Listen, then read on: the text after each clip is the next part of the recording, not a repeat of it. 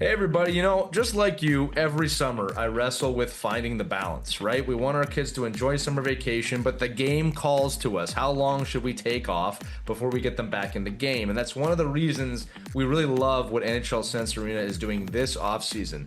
They've rolled out new monthly training packs to give players a structured plan to follow all summer so you're not wondering what they should be working on. They've also added creator packs featuring drills from NHL goaltenders Devin Cooley, Joey Decord, along with Brody True's Summer Skills Pack.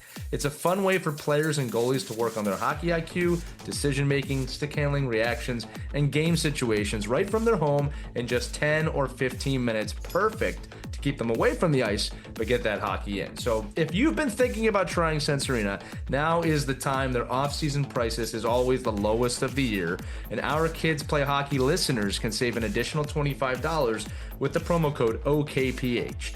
So head over to hockey.sensearena.com, use that promo code OKPH, and keep your players sharp all summer long.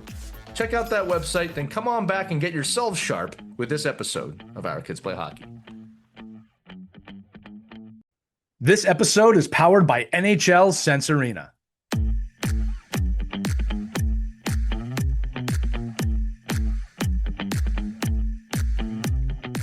Hello, hockey skaters and goalies around the world. Welcome back to another edition of the Ride to the Rink. Got the full crew here today, Lee, Christy, and Mike here. And our friend Patrick Rissmiller is here. Played in the NHL for a long time, played college hockey, had a great conversation with him on the big episode this week. But kids, get this. He's an NHL scout.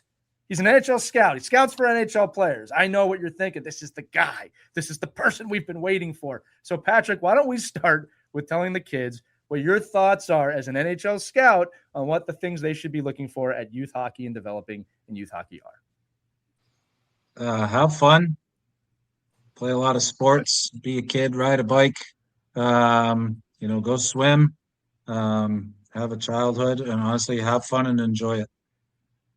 But Patrick, that can't be it. I mean, what about the Michigans and the goal scoring and the stat line and the websites and everything?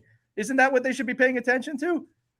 Well, you go out in the street and do it, or your backyard rink. Everyone has. Honestly, I not enough unstructured stuff these days. But I think have fun. If you have a little extra and you want to do a little extra, go for it. But I really stress being a child, and those are going to be the best memories you have growing up. Patrick, talk to the kids directly. What are some of the important things they're bundles of energy right now. They want to be really good hockey players, but what else should they be concentrating on? And what should they focus on when they are on the ice?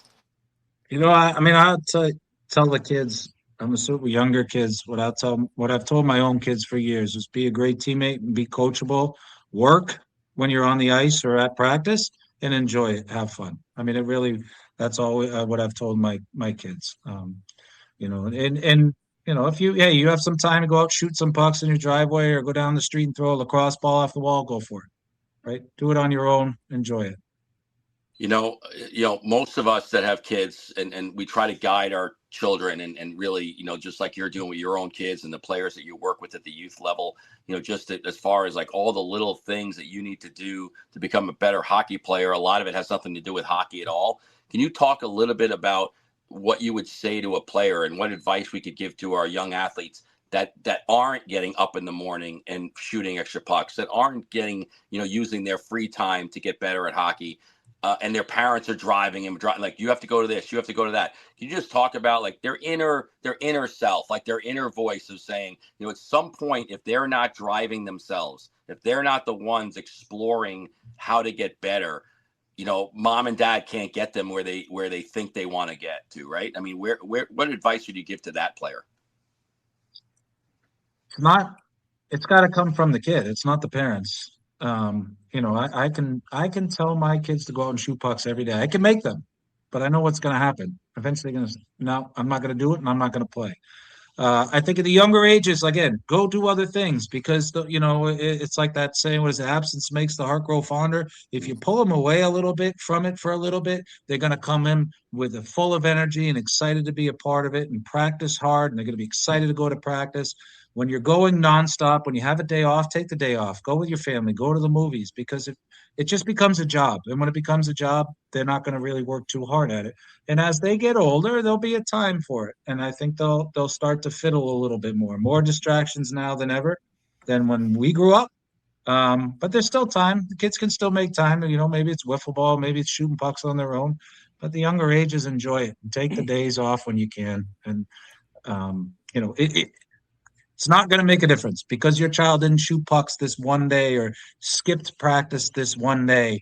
You're never going to think twice about it after it happens. But you'll have probably a happier kid. You know, kids, for you listening out there, we gave you a lot to chew on. Parents sitting next to the kids in the car, we just gave you a lot to chew on too. Like, at the end of the day, kids, if you love it, you can't get enough of it, you want to play it. Listen to what Patrick's telling you, right? The belief has to come from within, and it's okay for you to do other things. Other things are going to absolutely make you not just a more well-rounded athlete, but a well-rounded person. And Patrick said this at the beginning. You have the right to your childhood, all right? So just make sure, kids, you're vocalizing that. You have a voice too, right? And you should be able to do these things. And if that dedication and that belief is there, you want to be in the garage, you want to be shooting, go do it, all right? But he said it. It's got to come from you. All right, kids, and I'm going to end this the same way we always do by saying we believe in you, but you should too.